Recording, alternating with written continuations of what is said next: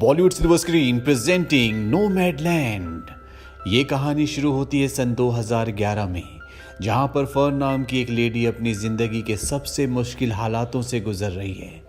न सिर्फ उसके पति की मृत्यु हो गई, बल्कि वो कंपनी भी बंद हो गई जहां पर वो अपने पति के साथ सालों से काम करती थी। फर्न अपना सारा सामान उस वैन में रखती है जिसे उसने अपना सब कुछ बेच के खरीदा है।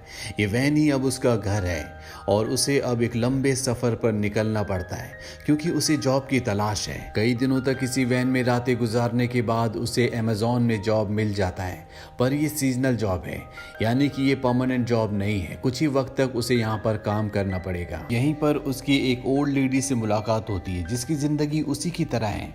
वो भी वैन में रहती है। इसका नाम लिंडा होता है।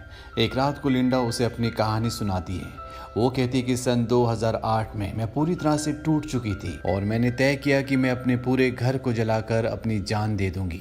तभी मेरी नज़र अपने 2 डॉग्स पर गई जो बिल्कुल मासूम थे, जिन्होंने हमेशा मेरा साथ दिया।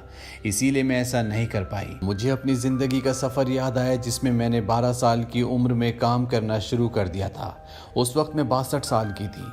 इसके बाद मैंने ऑनलाइन सर्च किया, जहां मैंने बॉब वॉल्स का वीडियो देखा जो उन लोगों की मदद करता है जो खाना बदोश हैं, जो सड़कों पर अकेले रहते हैं। वो उन्हें ऐसी टेक्निक सिखाता है जिससे अकेले गाड़ियों और सड़कों में रहने वाले लोगों को मदद मिलती है।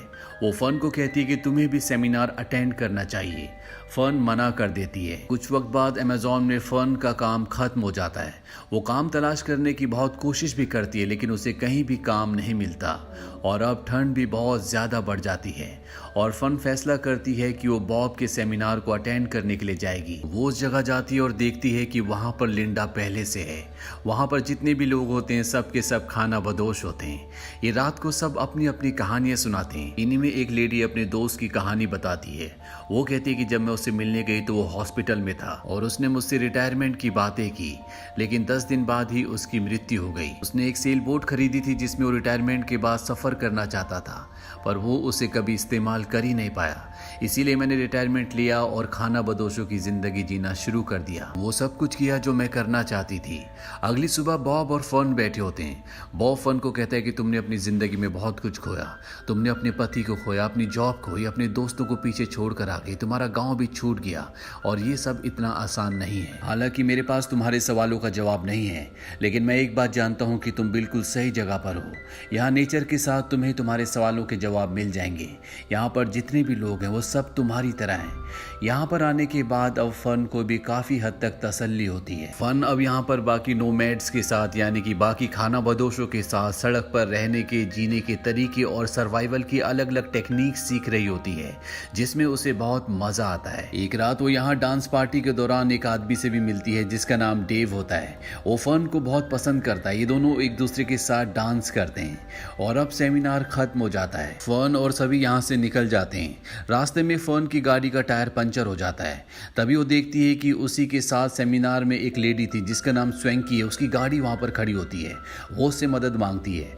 वो कहती है कि मेरे पास एक्स्ट्रा टायर नहीं है। स्वैंकी उसकी मदद करती है और समझाती है कि तुम्हारे पास सारी ज़रूरत की चीज़ें होनी चाहिए, नहीं तो कभी भी तुम रात को सड़क पर फंस सकती हो। इसके बाद स्वैंकी फर्न को बहुत सारी सर्वाइवल की चीज़ें सिखाती है और धीरे धीरे ये दोनों अच्छे दोस्त बन जाते हैं। एक रात को जब स्वैंकी दवा खा रही होती है तो उससे फर्न पूछती है, क्या तुम ठीक हो? वो बताती है कि डॉक्टर ने मुझे बताया कि मुझे लंग कैंसर है और मेरे पास सिर्फ 7 और 8 महीने हैं, जिस वक्त को मैं हॉस्पिटल में नहीं बिताना चाहती, बल्कि वो सब कुछ करना चाहती हूँ जो मुझे अच्छा लगता है। मैं एक बार फिर से अलास्का जाना चाहती हूँ ताकि मेरे साथ मेरी अच्छी यादें हमेशा रहें। स्वैंकी को अपनी जिंदगी के अंत का कोई भी दुख नहीं होता। वो कहती है कि मैं 75 साल की हो चुकी हूँ, मैंने बहुत लंबी जिंदगी जी है और मेरे पास बहुत सारी अच्छी यादें भी हैं। फर्न अपनी जिंदगी में हर किसी से कुछ न कुछ सीख रही होती है। ये दोनों साथ में काफ़ी वक्त बिताते हैं और इसके बाद ये दोनों अपने अपने सफ़र पर निकल जाते हैं। पर अब फर्न का नज़रिया पूरी तरह से बदल चुका है। वो रास्ते में आने वाली हर एक चीज़ को एंजॉय कर रही होती है। ऐसा लगता है कि वो प्रकृति के साथ मिल चुकी है। इसी तरह से सफ़र में आगे चलते हुए उसे नेशनल पार्क में कैंप होस्ट की जॉब मिल जाती है, जहाँ पर उसकी मुलाकात डेव से होती है, जिसने उसके साथ एक पार्टी में डांस किया था। यहाँ पर लिंडा भी आती है जो फर्न के साथ अमेजोन में जॉब करती थी और ये यहाँ पर बहुत अच्छा वक्त बिताते हैं। लिंडा कुछ दिनों बाद यहाँ से चली जाती है और अब डेव और फर्न यहाँ पर रह जाते हैं। और एक दिन फर्न अपनी वैन से सामान निकाल रही होती है क्योंकि उसकी वैन में चींटियां आ गई होती हैं। तभी डेव भी वहाँ पर आ जाता है। वो उसकी मदद करना चाहता है लेकिन फर्न उसे मना करती है। डेव जबरदस्ती एक बॉक्स उठा लेता है और तभी उसमें से नीचे से बहुत सारा सामान गिर जाता है। इस सामान में वो प्लेट भी होती है जो फर्न के पिता ने उसे हाई स्कूल से ग्रेजुएशन पास करने के लिए दी थी, जो अब टूट चुकी है। फर्न को इस बात से गुस्सा आता है और गुस्से से डेव को वहां से जाने के लिए कहती है, पर बाद में उसे एहसास होता है कि उसे डेव से इस तरह से बात नहीं करनी चाहिए थी। यहाँ नेशनल पार्क में कुछ और भी लोग आए होते हैं जो इस बात से बहुत प्रभावित होते हैं कि फर्न एक नोमैड की यानी कि खाना बदोश की जिंदगी जीती है। दरअसल हर कोई इसी तरह से जीना चाहता है पर सब अपनी जिंदगियों में फंसे हुए हैं। और फर्न डेव से मिलने के लिए उसकी गाड़ी में जाती है। वो देखती है कि डेव बीमार है। वो डेव को हॉस्पिटल में एडमिट करवा देती है जहाँ उसकी एक छोटी सी सर्जरी होती है। इसके बाद ये दोनों बहुत अच्छे दोस्त बन जाते हैं। कुछ वक्त बाद ये दोनों एक रेस्टोरेंट में जॉब करना शुरू कर देते हैं जहाँ एक रात को डेव का बेटा फर्न के पास आता है और वो उसे बताता है कि डेव बहुत जल्दी दादा बनने वाले हैं। मैं चाहता हूँ कि वो अपने पोते से मिलने के लिए आए। अगली सुबह फर्न ये बात डेव को बताती है। डेव ये सुनकर खुश होता है लेकिन वो वापस जाने में थोड़ा हेजिटेट होता है। वो कहता है कि जब मेरा बेटा छोटा था तो मेरे पास उसके पास जाने का टाइम नहीं था और जब वो बड़ा हुआ तो उसके पास मेरे लिए टाइम नहीं था। वो अपनी चीज़ों में बिजी था और मैं अपनी चीज़ों में। फर्न कहती है तुम्हें इन सब चीज़ों के बारे में ज़्यादा नहीं सोचना चाहिए और अपने होने वाले पोते से मिलना चाहिए। वो डेव को एनकरेज करती है। डेव उसे कहता है कि तुम भी मेरे साथ चलो। फर्न कहती है कि मैं तुम्हारे साथ नहीं चल सकती लेकिन हो सकता है कि कभी मैं तुमसे मिलने के लिए आऊँ। अगली सुबह डेव फर्न की गाड़ी में आता है लेकिन उस वक्त वो सो रही होती है, इसीलिए उसे डिस्टर्ब किए बिना वहां से निकल जाता है। हालांकि फर्न की आंखें खुल जाती है और वो डेव को जाते हुए देखती है। फर्न की जिंदगी एक बार फिर से उसी तरह शुरू हो जाती है जिस तरह से पहले थी। वो जगह जगह जाती है, नए नए लोगों से मिलती है और अब उसे एक नया जॉब मिलता है जो कि शुगर बीट प्रोसेसिंग प्लांट में होता है। यहाँ पर जब वो काम कर रही होती है तो उसकी गाड़ी खराब हो जाती है। जब वो रिपेयरिंग के लिए जाती है तो वहाँ पर उसकी गाड़ी में बहुत ज़्यादा खर्चा होता है। उतने पैसे उसके पास नहीं होते। हालांकि वो अपने एक दोस्त से मदद भी मांगने की कोशिश करती है पर वहाँ से उसे कोई मदद नहीं मिलती। इसीलिए वो कैलिफोर्निया अपनी बहन के घर चली जाती है। कुछ दिन वहाँ रहने के बाद फर्न वहाँ से जाना चाहती है पर उसकी बहन चाहती है कि फर्न उसी के परिवार के साथ रहे। वो कहती है कि तुम हमेशा से बहुत बहादुर थी, तुमने बहुत जल्दी घर छोड़ दिया और अपने हस्बैंड की डेथ के बाद तुमने नोमैड की जिंदगी जी। तुमने हर एक फैसला अपनी जिंदगी में बहुत बहादुरी से किया। तुम्हें पता था कि हमेशा तुम्हें क्या चाहिए, साथ ही तुमने हमेशा मेरा भी ध्यान रखा। मैं चाहती हूँ कि अब तुम मेरे साथ रहो। लेकिन फर्न एक घर में चार दीवारी में कैद होकर नहीं रहना चाहती। ये बात उसकी बहन समझ जाती है। वो फर्न को कुछ पैसे देती है। अगली सुबह फर्न अपनी गाड़ी ठीक करवा कर वहां से निकल जाती है और एक बार फिर से अपने सफर में आने वाली हर एक चीज को वो बहुत एंजॉय करती है। वो नेचर को एक्सपीरियंस करती है जैसा उसने पहले कभी नहीं किया होता। इसी तरह से सफर में आगे बढ़ते हुए वो डेव के घर पहुंचती है जहां पर वो डेव के परिवार से मिलती है। डेव भी फर्न को देखकर बहुत खुश होता है और एक रात को फर्न डेव से कहती है कि तुम्हारी गाड़ी के टायर्स में हवा नहीं है। डेव कहता है कि मैंने सोचा था कि मैं सिर्फ यहाँ पर एक ही रात रुकूंगा पर अब मैं यहीं रहूंगा। मैं चाहता हूँ कि तुम भी यहीं पर रुक जाओ। मुझे तुमसे बात करना, तुम्हारे आसपास रहना अच्छा लगता है। मैं तुम्हें बहुत पसंद करता हूँ। इस बारे में मैंने अपने परिवार से बात भी कर ली है, वो भी तुम्हें बहुत पसंद करते हैं। लेकिन फर्न उसकी बात का कोई भी जवाब नहीं देती। वो उसके परिवार के साथ कुछ दिन रहती है और एक बार फिर से अपने सफर पर आगे निकल जाती है।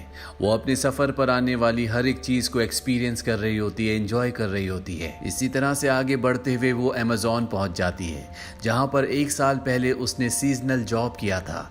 यहाँ पर सीजनल जॉब दोबारा से शुरू हो चुकी है, यानी कि उसे नोमैड की जिंदगी जीते हुए पूरा एक साल हो चुका है। सीजनल जॉब खत्म होने के बाद वो एक बार फिर से बॉब की वर्कशॉप में जाती है जहां पर वो सभी पुराने लोगों से मिलती है। पर अब स्वैंकी की मृत्यु हो चुकी है जिसे लंग कैंसर था। रात को सभी उसे श्रद्धांजलि देते हैं। अगली सुबह दिखाया जाता है जहां पर फर्न और बॉब बैठे हैं। फर्न बताती है कि मेरे पति कभी भी अपने पेरेंट्स को नहीं जानते थे और ना ही कभी हमारे बच्चे हुए। अगर मैं उन्हें कभी छोड़कर चली जाती तो कभी रह नहीं पाते, इसीलिए मैं उस जगह से कभी निकल नहीं पाई। उन्हें अपनी कंपनी, अपना काम बहुत पसंद था। सभी लोग उनसे बहुत प्यार करते थे, इसीलिए कभी भी हम उस शहर से, उस घर से बाहर नहीं निकल पाए। मैंने अपनी पूरी जिंदगी यादों में ही निकाल दी। बॉब बताता है कि मैं अपने बेटे के बारे में कभी बात नहीं करता। अगर आज वो जिंदा होता तो 33 साल का होता। आज से 5 साल पहले उसने सुसाइड कर लिया था। वो दिन मेरी जिंदगी के बहुत मुश्किल दिन थे। हमेशा मुझे ऐसा ही लगता था कि मैं अपने बेटे के बिना इस धरती पर कैसे जी सकता हूँ। लेकिन धीरे धीरे मुझे एहसास हुआ कि मैं लोगों की मदद करके अपने बेटे की जिंदगी को एक सम्मान दे सकता हूँ, और मैंने ये काम करना शुरू कर दिया। यहाँ सभी वो लोग आते हैं जिनके दिल में दुख है, जिन्होंने अपनों को खोया है। और इस काम में सबसे ज्यादा मुझे ये पसंद है कि इस काम में कभी भी फाइनल गुड बाय नहीं होता। हमेशा हम ये कहते हैं, I'll see you down the road, और ऐसा होता भी है। मैं उनसे कहीं ना कहीं सड़क पर टकरा जाता हूँ, और जब भी ऐसा होता है तो मेरे दिल को विश्वास होता है कि मैं अपने बेटे से कहीं ना कहीं दोबारा जरूर मिलूंगा। तुम भी अपने पति से एक दिन कहीं ना कहीं किसी न किसी दुनिया में जरूर मिलोगी, जिससे तुमने बहुत प्यार किया था, और तब तुम दोनों एक दूसरे के साथ बिताए हुए पलों को बहुत याद करोगे। कुछ वक्त बाद फन उसी शहर में वापस लौट आती है जहां पर वो अपने पति के साथ रहा करती थी। कंपनी बंद होने की वजह से पूरा शहर अब लोग छोड़कर जा चुके हैं। वो अपने घर में भी जाती है जहां उसने अपने पति के साथ पूरा जीवन बिताया था।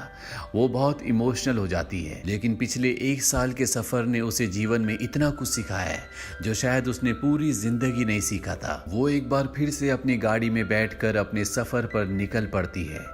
फर्न की जिंदगी से और इस कहानी में जितने भी पात्र हैं, उन सब की जिंदगी से हमें एक बात पता चलती है, इस दुनिया में हर इंसान हर किसी को खोता है। बहुत सारी ऐसी चीजें हैं जो इंसान के हाथ में नहीं है, वो इंसान कंट्रोल नहीं कर सकता।